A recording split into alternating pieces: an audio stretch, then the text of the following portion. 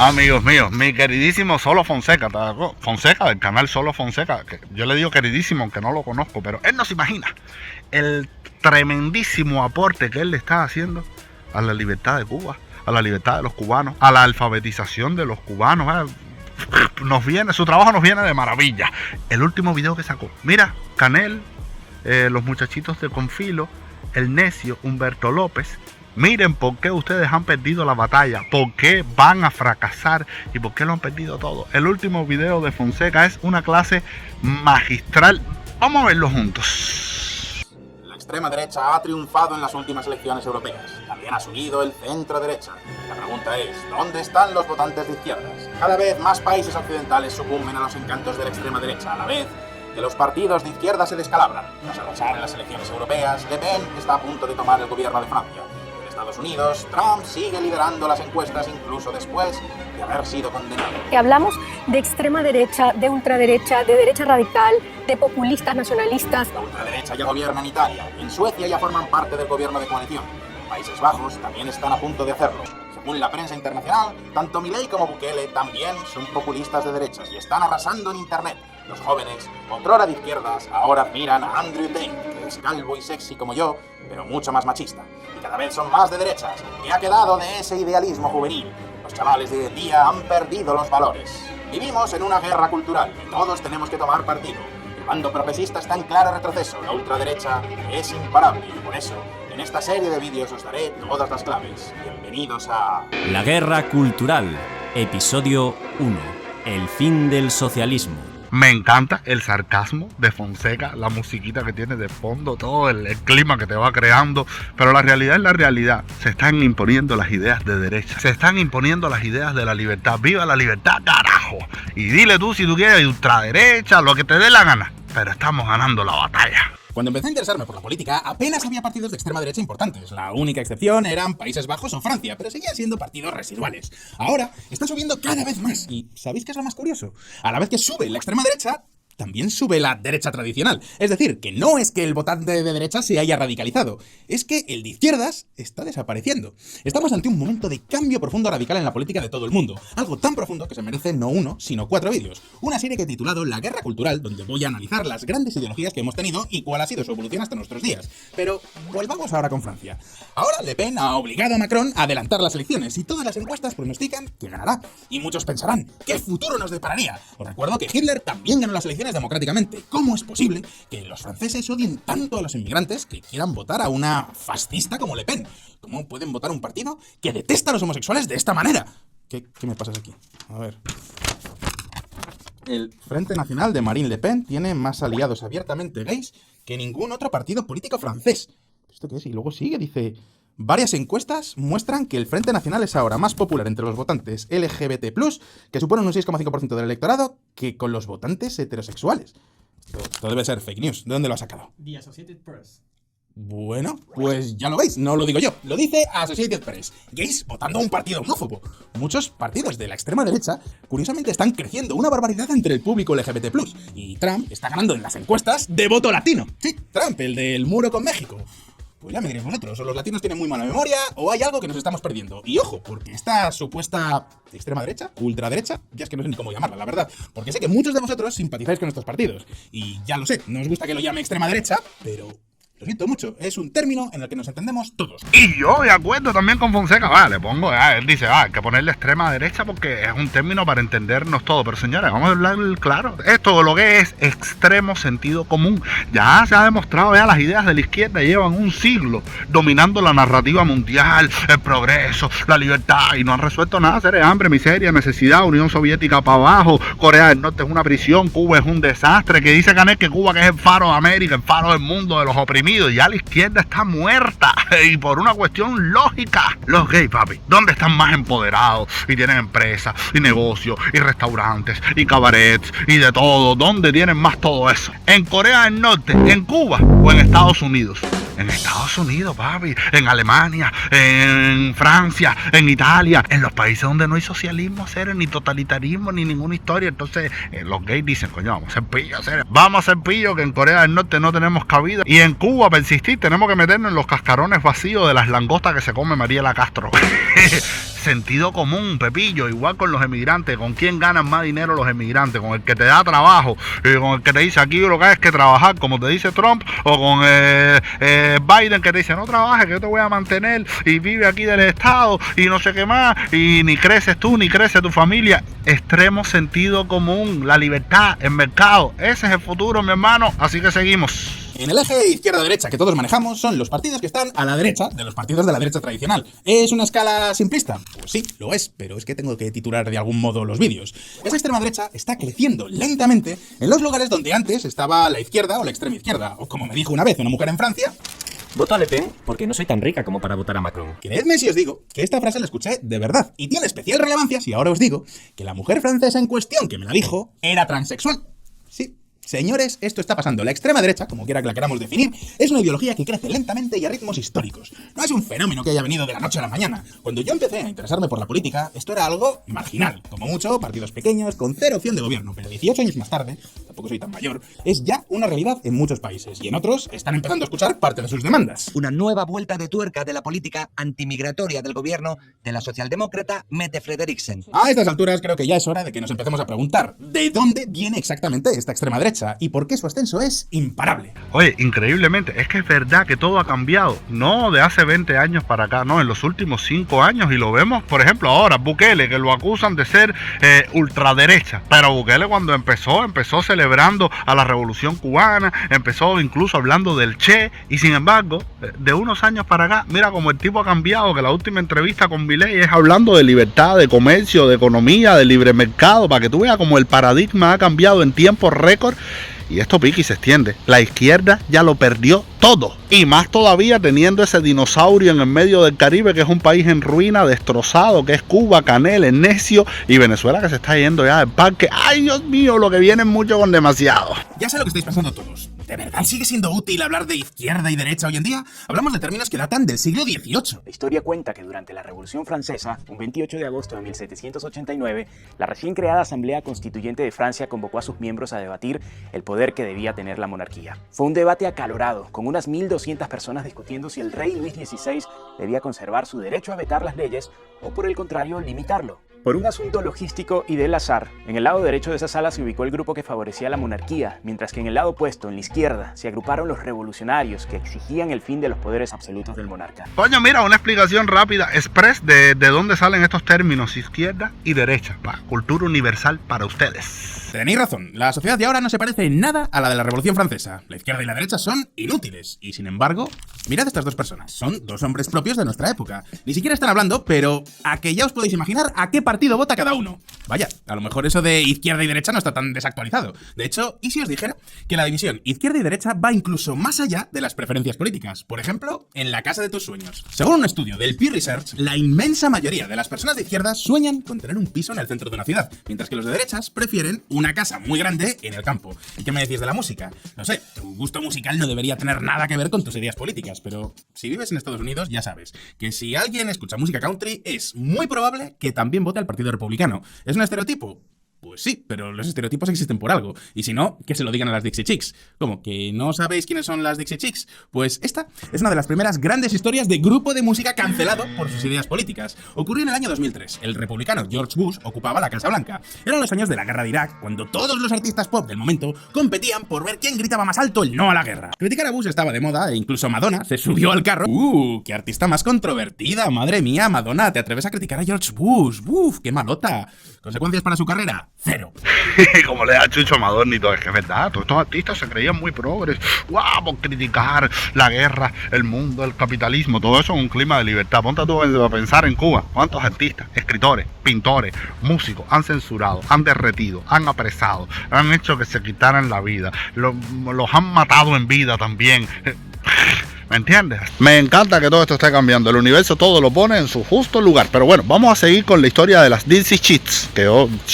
Dixie Chicks. Bueno, esas mismas que yo ni las conocía tampoco. Pero es interesante la historia que cuenta Fonseca. Vamos. Así que, en un momento donde criticar a George Bush era el deporte nacional, las Dixie Chicks también se apuntaron. Era un grupo tejano de música country muy popular en aquella época. Así que, en un concierto que dieron en Londres, salieron diciendo: que sepáis que estamos en el lado correcto, junto a todos vosotros. No queremos esta guerra ni esta violencia. Y estamos avergonzados de que el presidente de Estados Unidos sea de Texas. Dixie Chicks. El problema El problema es que la audiencia de un grupo de música country no es la misma que la de un artista de pop, y su audiencia no estaba para nada de acuerdo con eso de que George Bush fuera una vergüenza. Conclusión: de un día para otro, las quitaron de todas las radios. De hecho, su último hit de ese año, que estaba en el número 10 de la lista Billboard, pasó un discreto 43. Incluso tuvieron que cambiarse el nombre, pasando a ser The Chicks, así a secas, para que los fans olvidasen estos posicionamientos. Os cuento esta historia para dejar claro que sí, aún hoy en día existe gente de izquierdas y gente de derechas. Y entonces es cuando llega la guerra de Ucrania, y nos volvemos a preguntar: ¿en serio hay tantas diferencias entre unos y otros? Porque esto es lo que dice el ultraturboconservador Viktor Orbán en Hungría. No queremos derramar sangre por Ucrania. No iremos a la guerra. Viktor Orbán. Y esto es lo que dicen los progresistas, y muchos progresistas de Podemos en España. Dejen de meternos en una guerra a través de hechos consumados. Bien, atentos, porque aquí llega el primer momento red pill del vídeo y de la serie. ¿Y si te dijera que izquierda y derecha no tienen nada que ver con la política? ¿Y si te dijera que hay cerebros que ven la realidad con un marco cognitivo de izquierdas y otros que la ven con un marco cognitivo de derechas? Es algo así como el sistema operativo de nuestro cerebro, Apple o Windows, conservador o progresista. Y no tienen nada que ver ni con si somos ricos, pobres, altos o bajos. Los izquierdistas tienden a ver el mundo de una forma universalista, lo que curiosamente se traduce en una actitud mucho más individualista en la vida. Frases como soy ciudadano del mundo, o sigo mis propios intereses, o mi propio destino, se asocian más a la izquierda que a la derecha. Les gustan las nuevas experiencias y cuidar de los débiles. Sin embargo, los conservadores tienen mucho más sentido de grupo, de colectivo. Es decir, que se preocupan más por la familia, el país o en general la comunidad. Valoran la responsabilidad individual y prefieren lo conocido. Por eso, los conservadores de Estados Unidos prefieren una música que para ellos suena tradicional, como es la música country. Me encanta esta forma en que te lo presenta Fonseca. Que yo en el caso de Cuba te diría, oye, izquierda, derecha, lobos y corderos. Es así. El lobo, tú eres un lobo, tú proteges a tu familia, proteges a tu gente, tienes espíritu de casa, te atreves a enfrentarte a las adversidades del mundo. Rebeldía a la derecha. Eres la oveja que espera por el Estado porque te lo pongan todo en la boca. Bueno, ya tú sabes lo que te toca. Bueno, mira Cuba. Mira Cuba. Así que nada, vamos a ir viendo. Y ya sé lo que me diréis todos ahora mismo, pero ¿no se supone que los individualistas son los de derechas? Pues sí y no. En cuanto a preferencias personales, los conservadores son mucho más colectivistas y están mucho más dispuestos a sacrificarse por el grupo, sea la familia o la comunidad de vecinos o la patria. ¿Sabéis dónde noto más estas diferencias? En las elecciones universitarias. Cuando yo era estudiante, fui representante de alumnos y hacía campañas electorales. Los campus de ingeniería son siempre feudo de las candidaturas de derecha, mientras que los campus de filosofía y letras o magisterio son feudos incontestables de la izquierda, pero feudos.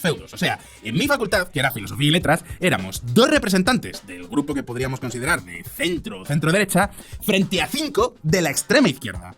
No veréis esta desproporción en ningún otro lugar. Pero para que nos entendamos, nuestra cabeza es como un enchufe. Y puede ser un enchufe del tipo europeo o del tipo americano. Así que sí, la misma idea política puede venderse a distintos públicos simplemente cambiando el enchufe. ¿No me creéis? Pues os voy a dar un ejemplo. La guerra de Ucrania. Podemos vender la misma idea. Vamos a decir que no hay que ayudar a Ucrania desde un marco de izquierdas o un marco de derechas.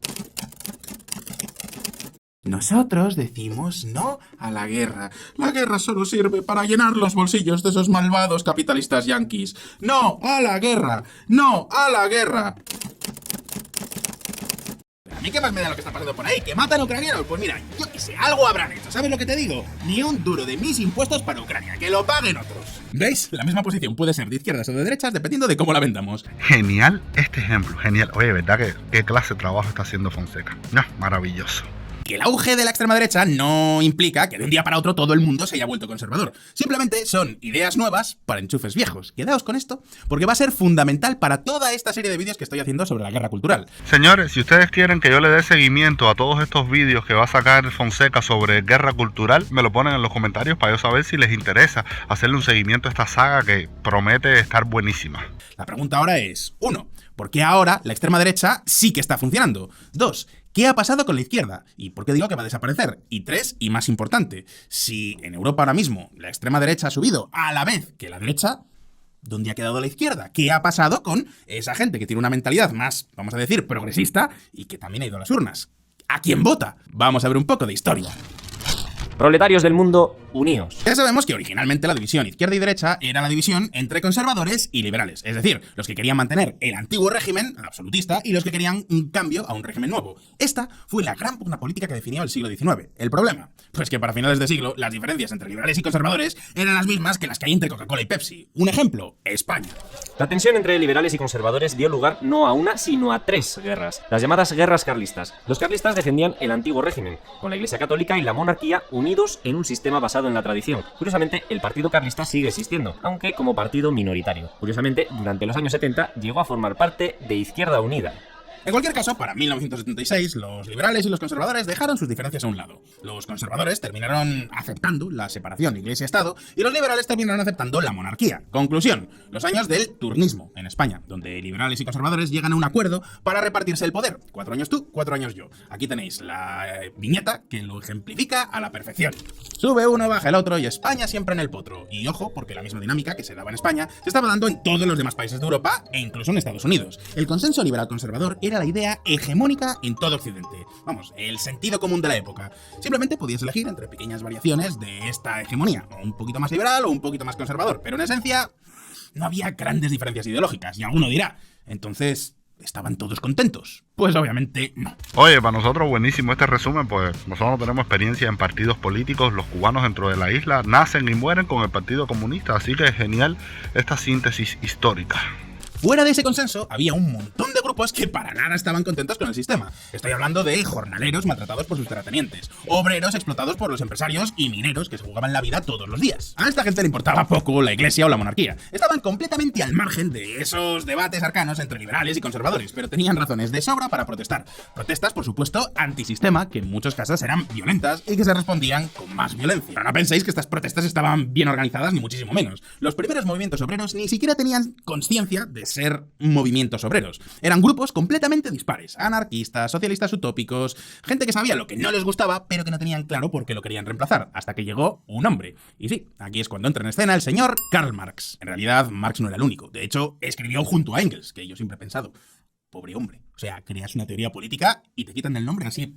Porque patatas, ya lo podrían haber llamado marxengerismo, ¿no? En cualquier caso, para que os hagáis una idea, incluso la palabra comunista tenía un significado distinto al actual. En un primer momento, los comunistas eran los anarquistas que querían organizarse en comunas autogestionadas. De ahí la palabra comunas, comunista. Sin embargo, con el tiempo pasó a definir a los seguidores de Marx. Pero la gran aportación de este hombre va mucho más allá de haber escrito unos libros. Aquí es cuando por fin se creó una nueva identidad política. ¿Cómo? Por un lado tenemos a los jornaleros del campo, por el otro, trabajadores en las fábricas y por el otro lado, a los mineros. Y así a otros tantos grupos desconectados entre sí, pero con problemas similares. Así que los aglutinamos en torno a un significante vacío.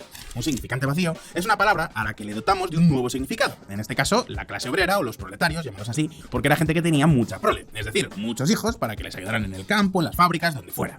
¿Y cómo se define este significante vacío? Pues por contraposición a un antagonista, en este caso, la burguesía capitalista. Y así se fue gestando toda esta filosofía del resentimiento, de unir a la masa obrera. Coño, me gustó eso de los proletarios. No había analizado eso de proletarios, prole, por las familias pobres que tenían muchos hijos para que los ayudaran en los quehaceres en el campo, en la vida como tal. Súper interesante. Y ya ven cómo se va gestando ya la filosofía del resentido, del fracaso. Vamos a ir. Este es el esquema básico de cómo se crea una identidad política, algo fundamental. Y así es como nació el fenómeno político más relevante de todo el siglo XIX y XX, el socialismo, que por supuesto tiene un montón de ramificaciones. Ahora bien, todas las distintas versiones del socialismo tenían dos cosas en común. Hablaban de los problemas reales de la gente y suponían una amenaza real contra el sistema. Pensad que los obreros se organizaban en sindicatos que cada vez tenían más poder. Las empresas tenían auténtico pánico a las huelgas. Concretamente, una de las huelgas más famosas fue la del 1 de mayo de 1886 en Chicago. Los altercados entre policía y sindicalistas se saldaron con 7 policías y 4 civiles muertos, junto a 170 heridos. Desde entonces, el 1 de mayo se celebra como el Día Internacional del Trabajador. Y aquí creo que nadie me podrá acusar a mí de ser un socialista. Ahora bien, no puedo negar que muchas de sus reclamaciones tenían sentido. Jornada laboral de 8 horas, vacaciones, seguridad laboral. En fin, no hablamos de reclamaciones absurdas, precisamente.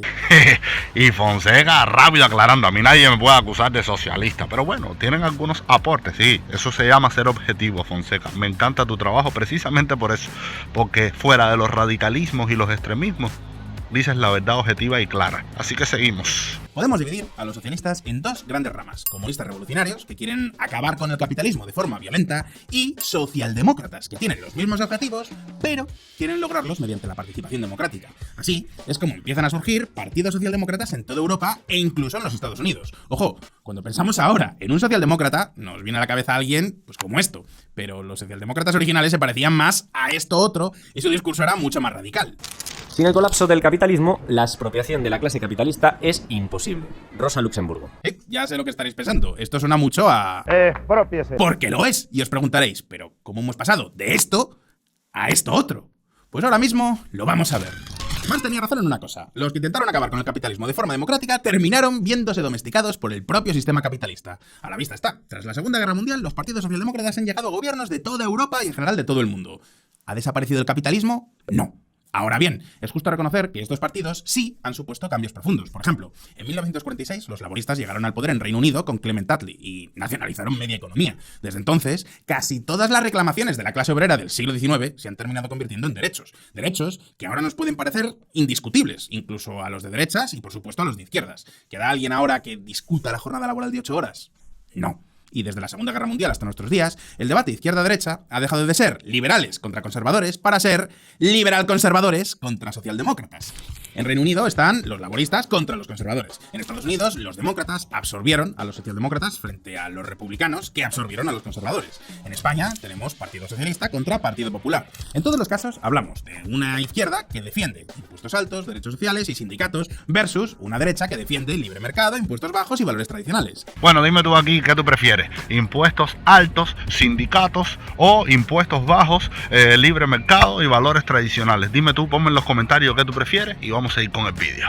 El problema es que con el paso del tiempo esas diferencias entre izquierda y derecha se han vuelto a convertir en un Coca-Cola versus Pepsi. Incluso en Estados Unidos, la derecha ha terminado aceptando cosas como la sanidad pública, el estado del bienestar y cierta redistribución de la renta. Y la izquierda ha demostrado que es capaz de privatizar empresas, firmar acuerdos de libre comercio como cualquier otro ultraturbo neoliberal que se preste. Ejemplo, en España se acaban de liberalizar los trenes pese a que el gobierno es de centroizquierda en coalición con la extrema izquierda. Ay, si Marx levantara la cabeza. Y ya sé lo que me dirá alguno. ¿Qué me dices de los valores? Pues sí, esos valores que tradicionalmente defiende la derecha versus los valores progresistas de la izquierda. ¿Qué pasa con esos eternos debates como el del aborto?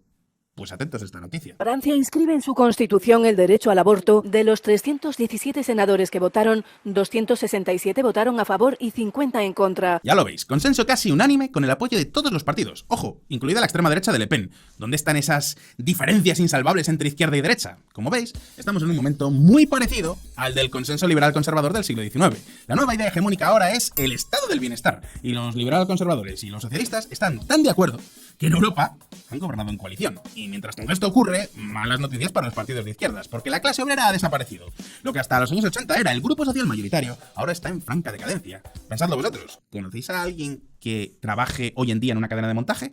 A no ser que seáis chinos o vietnamitas, lo dudo mucho. El nuevo grupo social mayoritario son los profesionales, es decir, la gente que tiene formación universitaria y trabaja en oficinas. ¿Recordáis esos sindicatos del siglo XIX?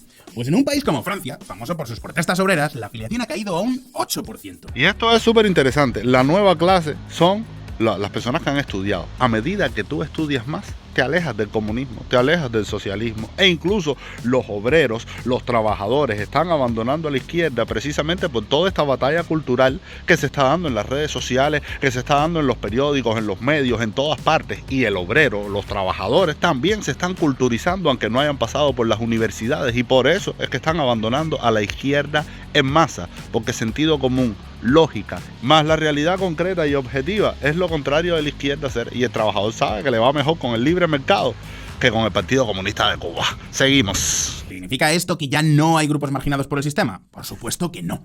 ¿Queréis un ejemplo? Pues os doy un ejemplo de marginados. Los parados en España. Como sabéis, España es un país famoso por la paella, el flamenco y el desempleo. En estos momentos, el paro está en torno al 12%. Y nos parecen buenas noticias, porque hace 10 años superaba el 25%. Y si nos vamos a los jóvenes, las cifras son aún peores, porque en 2013, más de la mitad de los jóvenes españoles no tenía trabajo.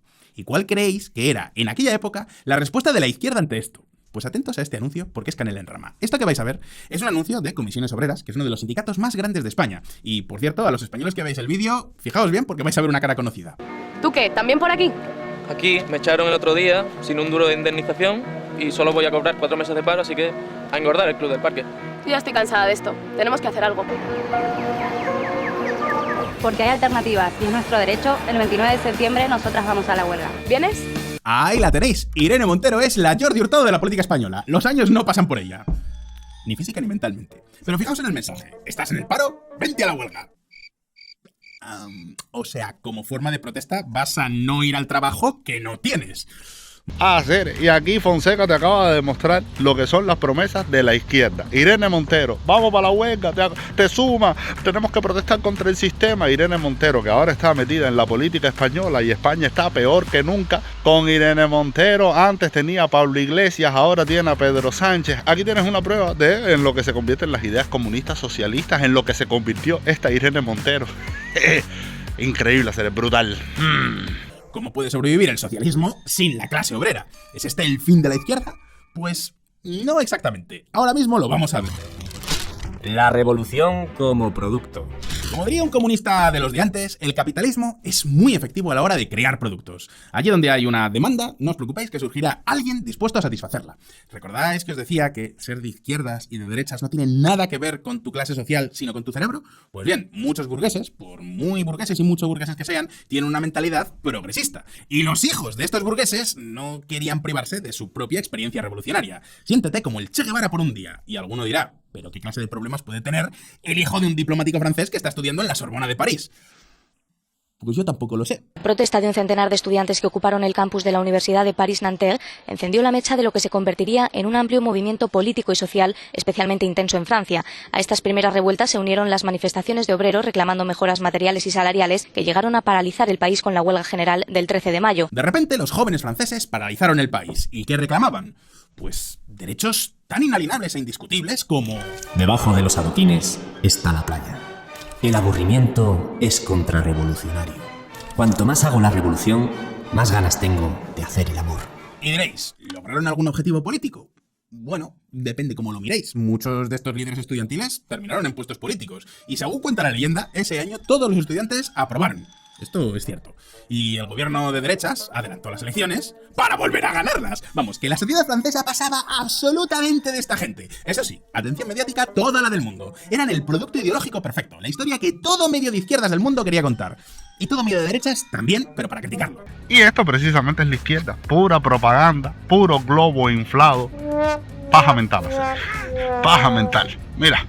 En Estados Unidos también hubo protestas. Además, estos sí que tenían una causa. Exacto, la guerra de Vietnam, que dejó una herida muy importante en Estados Unidos. Entre 1964 y 1933, 2,2 millones de jóvenes fueron llamados a filas. Y como os podéis imaginar, a esos jóvenes no les hacía la más mínima gracia irse a la picadora de carne que era Vietnam. Así que ahí no hubo protestas durante un mes. Es que fueron protestas continuas durante años, y estas protestas generaron toda una contracultura nueva. Y ya sabéis que si algo saben hacer los gringos es crear productos mejor que nadie, porque la experiencia de revolución es un producto atractivo como pocos. Y en este sentido la revolución hippie no tenía fondo, pero sí tenía una forma fantástica. Es más, a diferencia de los movimientos obreros, los hippies sí crearon una moda de vestir con una música fantástica y los mejores eslóganes del mundo. ¿Había algo de fondo? Iban, pues no sé, contra el sistema y el capitalismo, supongo, y la opresión y todas las cosas, ¿no? Eso sí, como experiencia de conviértete en Che Guevara por un día, lo clavaron. Ahora bien, ¿de verdad creéis que el capitalismo tenía un problema serio con estas revoluciones burguesas? Pues no, para nada. De hecho, la principal consecuencia de estos movimientos fue... Bacán, escúcheme, necesitamos una nueva campaña publicitaria, algo más acorde a los tiempos de hoy en día. Los jóvenes de ahora quieren algo más idealista, ¿sabe usted? Quieren sentirse revolucionarios. Pero no quiero nada de melenudos tomando drogas, ¿me ha entendido? Somos Coca-Cola después de todo. Tranquilo, jefe, tengo exactamente lo que necesita. I like to buy the world a Coke and keep it company. Que estamos ya. Ay, Dios mío, ¿verdad? El capitalismo es lindo, lindo, precioso. De la revolución a la Coca-Cola. La canción llega a decir que lo que el mundo necesita ahora es the real thing. Claro que sí, hombre. La auténtica revolución es comprarles a todos los niños del mundo una Coca-Cola. Da igual el color de su piel, el dinero solo tiene un color. Como podéis ver, el sistema estaba realmente aterrado ante el rugir revolucionario de los hippies y mientras tanto, los votantes seguían votando a la derecha. Estos son los años donde el republicano Richard Nixon ganó las elecciones 2 veces. Es lo que pasa cuando tu revolución recoge los problemas de nadie. Y ya sé lo que estará pensando alguno. Entonces, Fonseca, ¿estás diciendo que no existen problemas ni contradicciones en el capitalismo? ¿De verdad no hay grupos marginados por el sistema que sí tienen razones para protestar? Pues claro que los hay. Pero de eso vamos a hablar en el próximo capítulo de esta serie. Y señores, esto ha sido un recorrido magistral. No quería ni yo estar agregando muchas cosas, simplemente acompañando el análisis de Fonseca, porque me parece genial. La izquierda simplemente ha perdido todo su valor, todo su símbolo. El capitalismo se la ha tragado. Existe y va a seguir existiendo, pero como un mosquito molesto dentro de la democracia, dentro del capitalismo, que lo que tenemos es que marcarle siempre la distancia y decirle para allá y para allá, y que se queden en un grupito de resentidos, en un grupito de marginados mentales, porque ya te digo, es funcionar con la parte operativa del cerebro que no progresa ni avanza, que ha fracasado una y otra vez. Y nada, genial. Si ustedes quieren que yo les dé seguimiento a toda esta saga y se las muestre, avísenme, yo se las pongo, pero me ha encantado este video. Espero que lo hayan disfrutado. Te mando un besote, un abrazo y hasta la próxima.